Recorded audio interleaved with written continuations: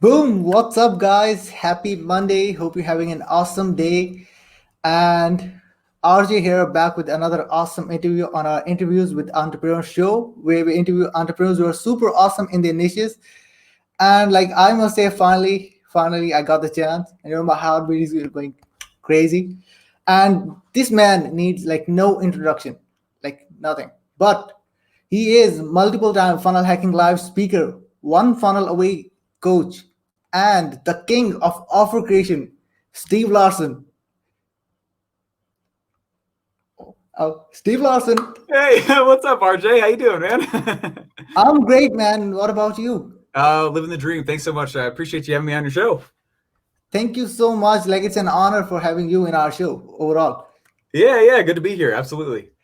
Awesome. So let us start the overall questions session because there are many people who are jumping on. I see 43 people are on it live. That's literally crazy. And the very first question is that because we know about that you were reading .com secrets when you were in army, you were doing training, like everything. Yeah. But the thing was, how do you know about Russell Brunson? Was for the very first time. Like, how did you know about that? Yeah, he actually had a course. So what happened was I was actually in my internet marketing class in college, and the teacher stood up and he was like, "Hey, who can define SEO?" And he started teaching all this like really basic stuff, and I was like, I got to get out of here. I'd already been doing a lot of those things prior to getting there, and so I went to the teacher. I said, "Hey, I want to hold my own class and try and make as much money online as I can every day." And he said, "Okay." So we found this affiliate offer. I grabbed another buddy of mine, and we started trying to develop.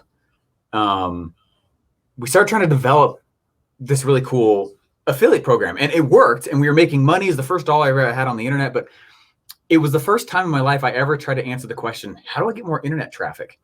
And so I was looking around, I found all these other courses on internet traffic, and I was able to get a course on traffic generation. And at the same time, I ran into this course called DCSX. He doesn't Russell doesn't sell it anymore. And in fact, this is the notebook from it, man. It's like way old. Oh, you know what? I don't have it right here. Darn it. But it's super old, and it was Russell's. It was this course that was 90 days, just 3 months long, and every day he taught. And I stayed up every single night for about 3 months, 3 or 4 months, taking notes on this thing till like 3 a.m. And class at 7 a.m. So I barely slept, but I went through this and I was like, who is this Russell guy? Oh my gosh, this is crazy. And I started going through this course and stuff. And it was about the time that Clickfunnels left beta. And that's when I decided to go just all in with Clickfunnels. I was doing a lot of internet stuff already by that time. And Clickfunnels seemed like way easier than what I was doing, hiring all these coders. So that's how it happened. It's an old course by trying to promote something else. That's definitely crazy because, from having like with the concept of Dream 100, if we talk about overall these things, like starting out, getting to know about Russell Brunson and, get to funnel hacking live. Yeah. And, and then become the lead funnel builder for like after like few weeks and over there. And then being over there, like that is definitely crazy. So like when we talk about, for example, the Dream 100, that is an amazing concept overall when it comes to like traffic, and you Dream 100 Russell Brunson overall, So like when we talk about Dream 100, like what do you think the people are like making mistakes with that? I think they just make it too complicated. They think that, and for those people who don't know what that is, Dream 100 is literally all you do is you look at the marketplace that you want to sell to, you get the influencers who have big lists, and you try to do projects with them. That's basically it. And we make it too complicated, and we think it's about package sending, or we think it's about, quite honestly, we think it's about sending packages and gifts. There was a time when I had such a tall stack, this is not a joke, next to my desk. The pile of boxes started on the floor and went above my desk, and it just stayed there for like 6 months because I was just like, I know what these are, and the answer is no right now. I don't. And people get mad. They'd be like, I sent you a package. How come you're not going to promote my thing? And I'd be like, that's not what this is. You need a real relationship with people. Yeah. So, yeah. Totally. That definitely makes sense because that is oftentimes, people make mistake, they send the package out there. They're like, hey, we just send you the package and then boom, there's an offer, coming up, something like that. So people sell themselves, not their product. And that is definitely crazy. in our community, most of the people are, affiliate marketers, and we have the community around affiliate marketing. Yeah. So like, why affiliate not able to make sales? Like, why they made it so difficult to sell? Like why it happens? An affiliate marketer has a product, they Yeah. know that they have high converting product, but they get stuck on traffic for the affiliate marketing product. Like, why they got stuck with that? Yeah, I think the problems with affiliate marketing. So, I mean, specifically, you're asking about traffic itself. I think the problem, it comes from two places, in my opinion. The first is that we tend to think that since we have a really cool affiliate product, that it's going to sell simply because it's selling other places. And I always tell people, like, just because somebody else made the product doesn't mean you get to skip creating marketing. Right. It's like when I go make a product or I go build an offer, I still have to develop noise around that offer to get attention to it to go sell. And so they'll look around and be like, oh, like if it's on ClickBank, right? They're like, oh, ClickBank, there's this huge gravity score. Look at, there's so many people buying this thing right now. And the reality is like, you still have to go create good marketing for that thing and create buzz. You don't get to skip the skill set of marketing just because someone else is making the product and fulfilling and shipping it out for you. Yeah. And I really think that comes down to that. The other thing I'll say is that conceptually, one of the reasons why I think my affiliate marketing stuff does so well is because I'm not trying. Okay, we all know this like red ocean, blue ocean concept, right? It's like, hey, Yeah. red ocean, you got to build this blue ocean. In affiliate marketing, you're not trying to do that, right? They're like, you need to go create this blue ocean with someone else's offer. No, not at all. What I'm trying to do in affiliate marketing is I try to see where the oceans and markets are that the creator of the product is trying to go for, and then I just try to go for the exact same audience that they are. It's not the same thing as when you're creating an offer and you're like trying to position it differently than other people. In affiliate marketing, I don't do that. You think about like Clickfunnels and what Russell Brunson has right now, right? He's got 400 employees. They're doing $100 million a year without doing anything different. It's like they have so much momentum that if I was to go and try and say that me on the sides and the side fringes of this marketplace that he's created, I'm going to go in and sway a whole market and go against and be as powerful as that. There's no way. It's suicide. I'm not going to go make a blue ocean. What I should do is look at all the resources and the momentum and the direction and drive that Russell's trying to go, and then just help him attach and go after those groups of people that he's already moving towards, who just may have a last question before they go purchase. And that's a lot easier to do it. And the sales cycle is a lot shorter than if I was to go create a whole blue ocean. Like that's terrible. Well, that's definitely makes sense. This is definitely crazy, and I can see, many people are putting up in the comment section. They were like, "Yo, Steve, can you say boom? Everything? Can we hear boom?" That's definitely crazy. Oh man, yeah. I'm glad you guys like it though. This is gold. It's amazing. Hey, thanks so much. Appreciate that. Yeah, because the reality is like you can't. Guys, I'm going to be completely honest. I love the red ocean, blue ocean concept, but it is very hard to pull off if you're not a legitimate company. A blue ocean or market. I mean, you think about the power of who Russell is, he'd been doing this for like 13 years before he ever got into the funnel world and created ClickFunnels. 13 years. How long have you been doing it? Yeah. You sit back and you're like, you've been doing it that long. You have that many resources, and then you have 400 employees and the world is just starting to see who he is now. And so Totally. you have to think about it in this concept. As a marketer, I have two options. I can either create attention and noise, and that's what Russell and ClickFunnels does. And that's a lifetime. It takes a lifetime to really create a blue ocean, right? And you think of how skilled he is. And the world's just starting to see what ClickFunnels is. So even with the best driver on the planet, or even with the best company on the planet, the world is just barely starting to see what ClickFunnels is. So I look at the option of, can I go and create attention? That's a rough option. Option number 2 is to simply align with where noise already is. I don't got to create the noise. Where is the noise already? And I could just ride the wave of the kingpin inside of a marketplace and see, like, to get on the back of that thing and sell my products and services. So you notice that, like, I'm not actively promoting the Traffic Secrets book right now. Yeah. Why? Those things are still up, but I'm not going to go actively promote it because Russell's not. I'm going to let him start the wave. He's got more resources to start the wave.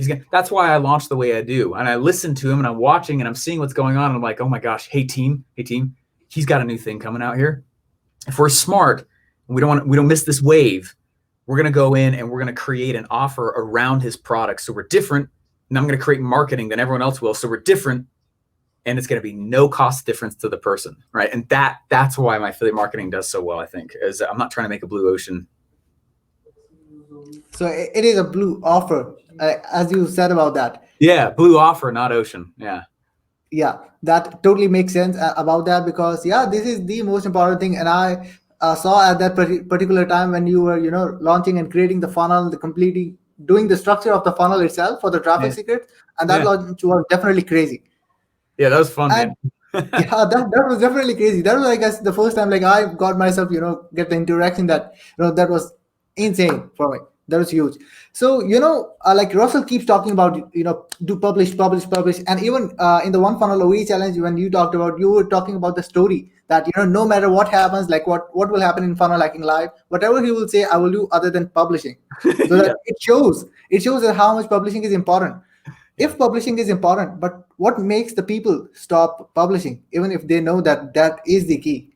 Like, what makes them stop? What makes them stop is a great question, RJ. I think what makes them stop is they feel like they're running out of things to say.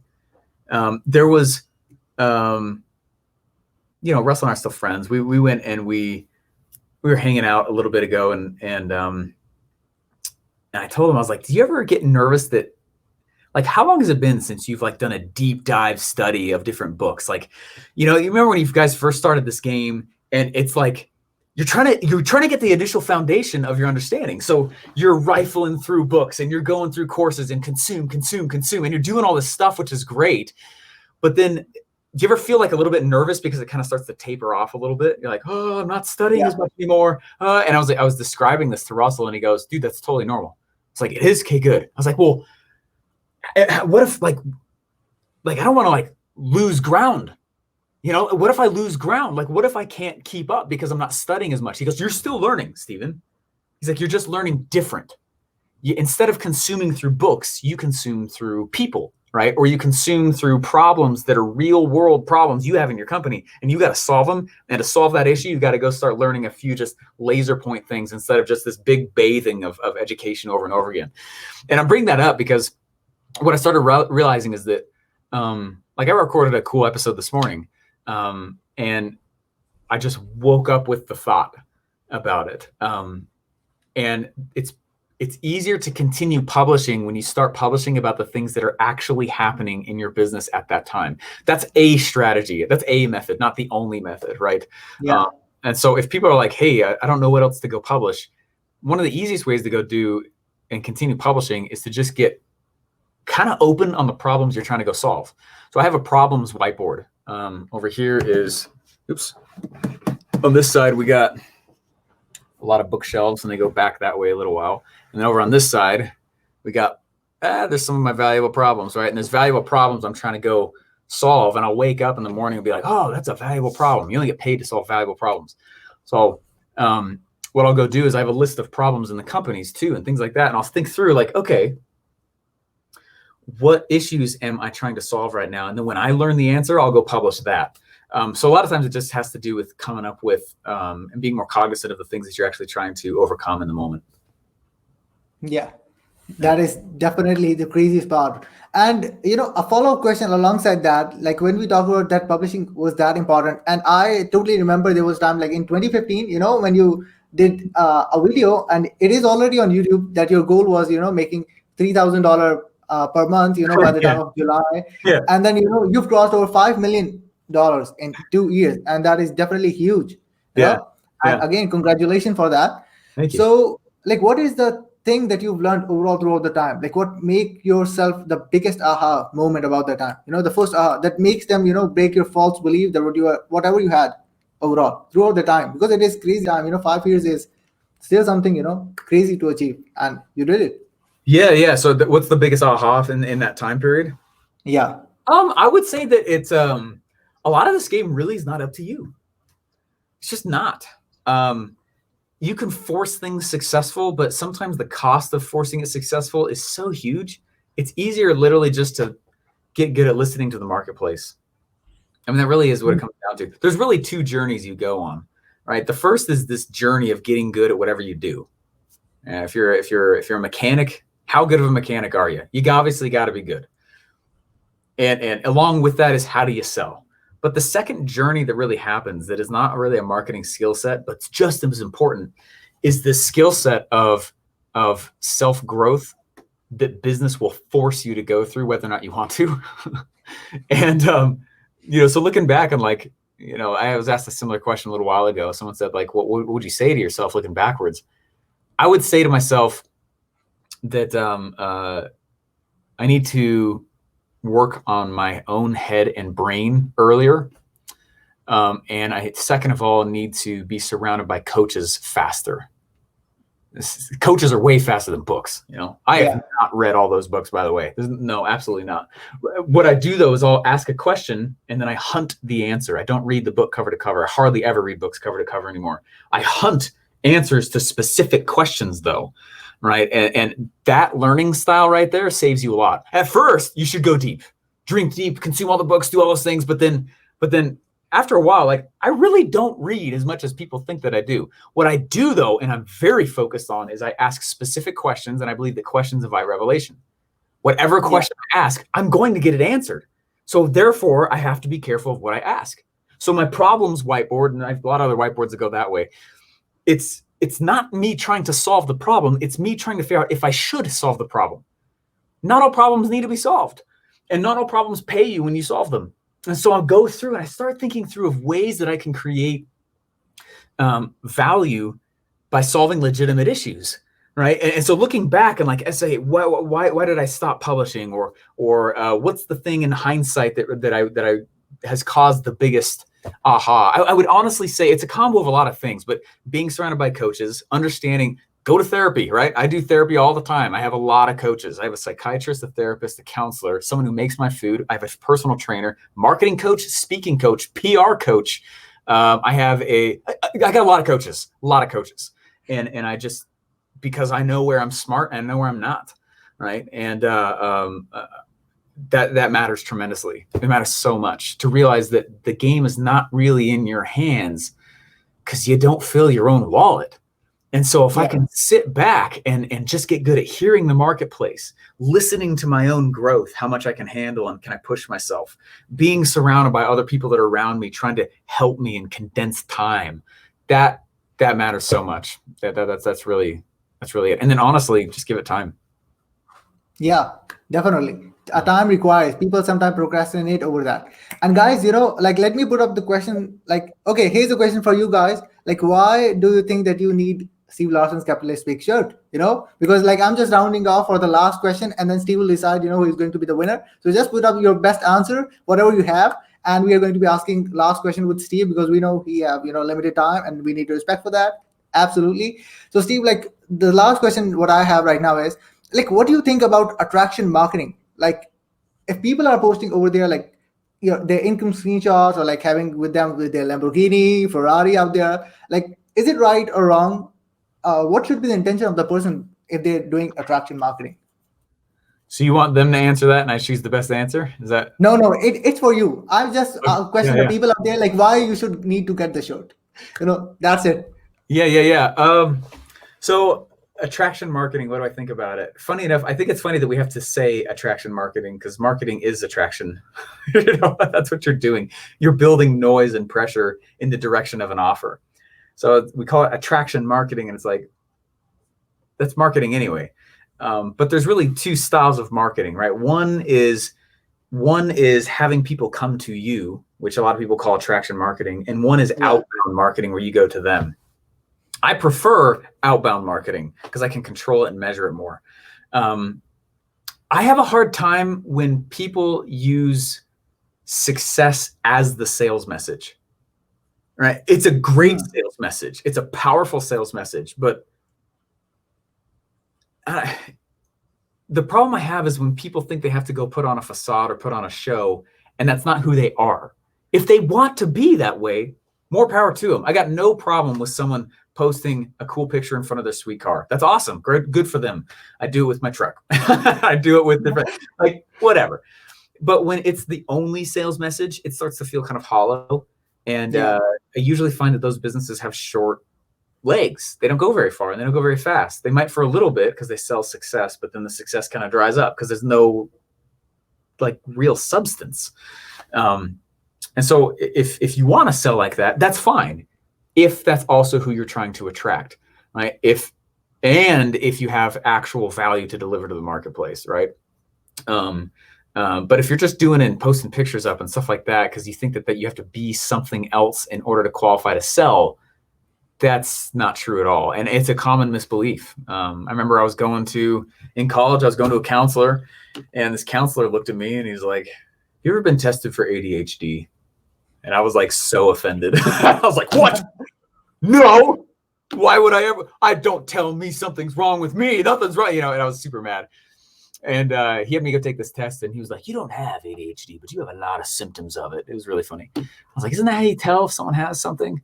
But I walked out of that room, and it affected me. And I started believing that I wouldn't have success because I might have ADHD. And I started believing I wouldn't have success because I don't even own a briefcase. That was a serious one. Stupid, but so is everyone else's. And what we do is we start to look at this list of things that make us feel unqualified. Like, oh, look at that one, look at that one, look at that one.